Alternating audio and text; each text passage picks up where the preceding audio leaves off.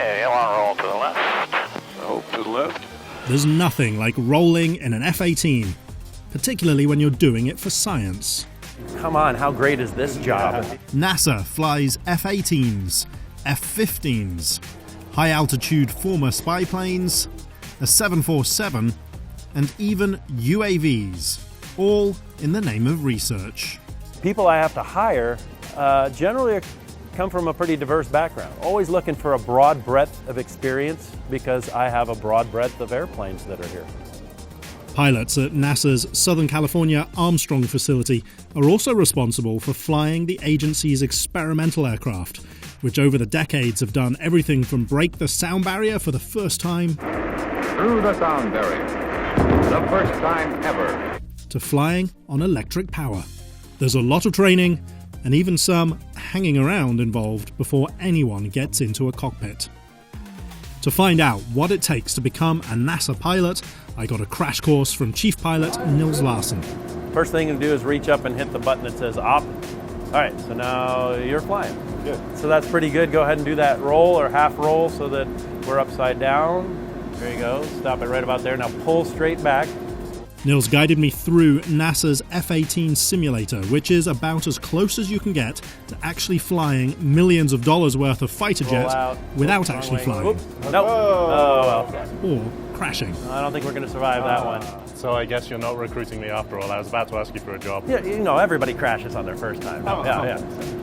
NASA uses F-18s as chase planes when flying experimental craft and for research. It's even used them for testing gear headed to Mars. We were working with Jet Propulsion Lab on the Mars Science Lab, as most people know it as Curiosity, and we helped do some of the testing of the radar elements, and we do little pieces of the reentry profile all the way from just a few degrees nose low all the way to going straight down. Everybody was pretty excited about the project because it was really important, because if you don't get this right, you know, you're going to have a pretty expensive hole in the side of Mars. Naturally, Nils had me try a bit of it. Hold the stick, check it forward just a little bit. You can see now you're doing about 60 degrees nose low as we're plummeting at the ground. I am hurtling towards the other hand on the stick. It's a game of nerves and precision. Pull back, so we'll recover. Nils also showed me the finer points of classic rolls.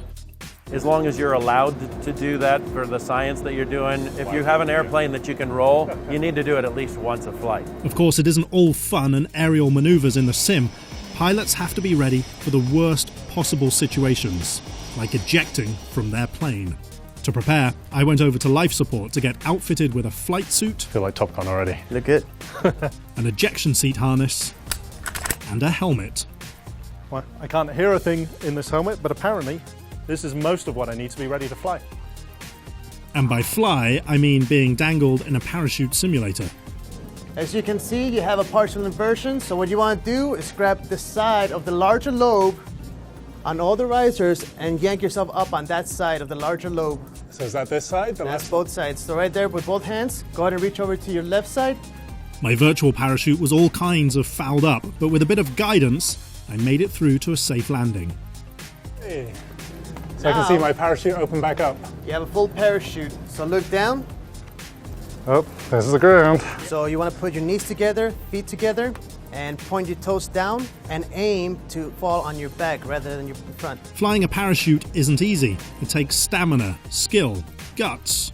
Landing posture. Okay. Gotta have good abs for this, which I don't. Knees together. Oh, collapse.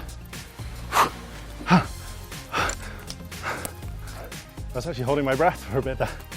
I'm out of breath and I wasn't even moving. But being ready to eject is just part of the training if you want to streak across the sky in a fighter jet for science.